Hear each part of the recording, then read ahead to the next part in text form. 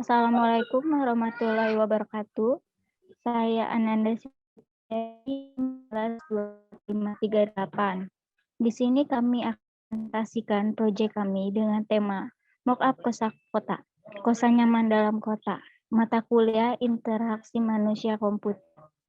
Kelas 12 4B13 kelompok 2 yang terdiri dari saya sendiri Ananda Sri Pambayadi, ada Hilman Maulana Abdillah, Kiki Iskandar, Yogi Sumantri, dan Ilham Mubarok. Latar belakang. Salah satu usaha jasa yang terkenal memudahkan para perantau dalam menjangkau kegiatan yang jauh dari kampung halaman adalah usaha penyewaan tempat tinggal sementara yang biasa disebut dengan kos.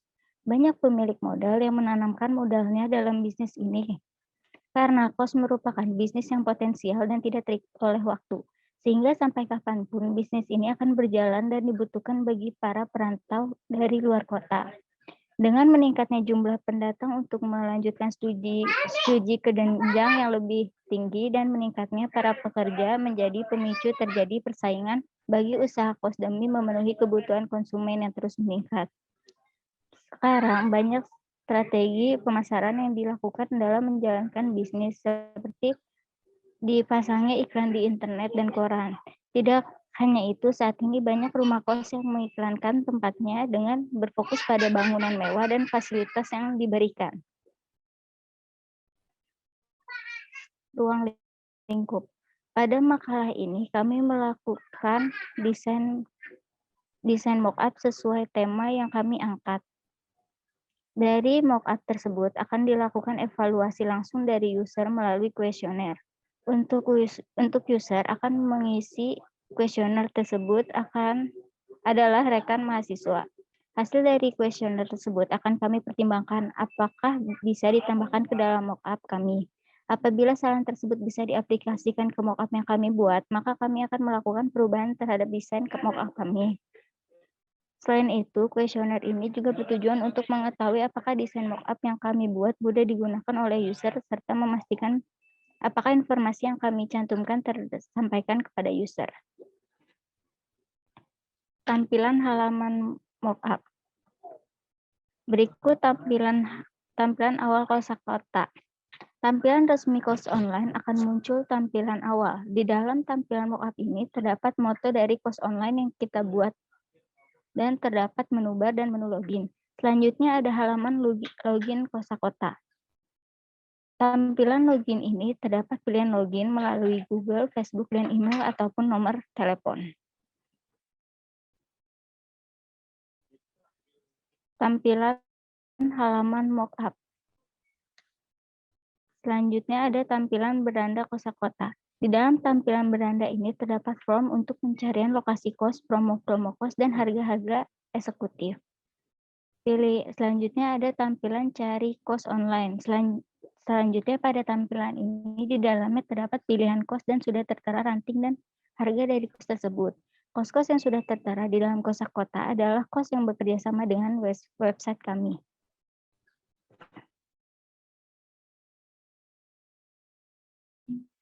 Baik, selanjutnya akan dilanjut oleh saya. Kiki Iskandar dengan NIM 12-200-500.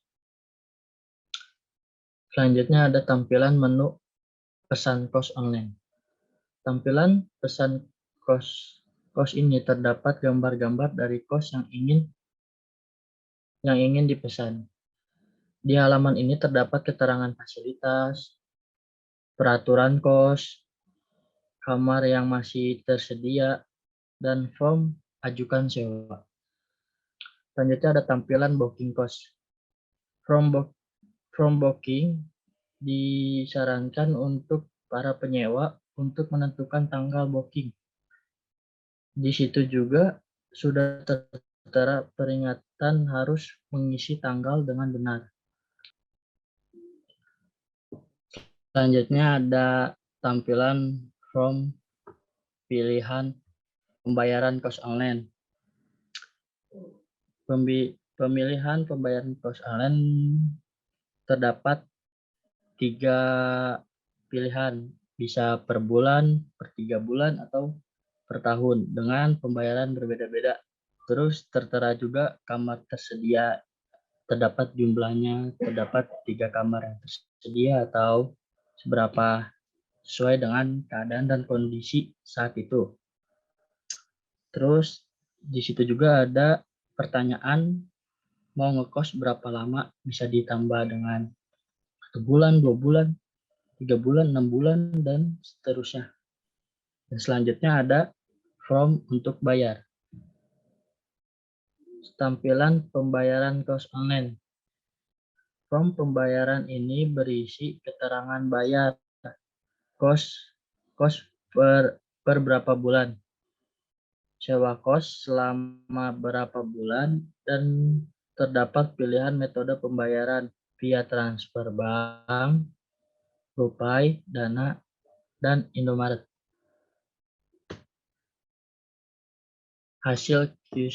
Hasil kuesioner. Sebanyak 15 orang menjawab pertanyaan dari tim kami. Memudahkan pengguna, kesuksesan 100%. Akses menu, kesuksesan 100%. Penyampaian informasi, kesuksesan 100%. Akses login, kesuksesan 100%. Selanjutnya ada hasil kuesioner. Pertanyaan yang diberikan dari tim kami merupakan tampilan yang harus diubah. Yang menjawab ya sebanyak 6 orang, yang menjawab tidak sebanyak 9 orang, dan pertanyaan kelengkapan fitur menjawab ya sebanyak 14 orang, dan yang menjawab tidak sebanyak 1 orang.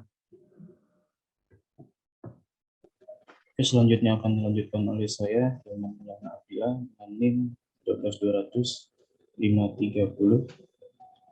Di pertanyaan ini adalah jika ada halaman mana yang harus dirubah dan apa perubahan yang dilakukan.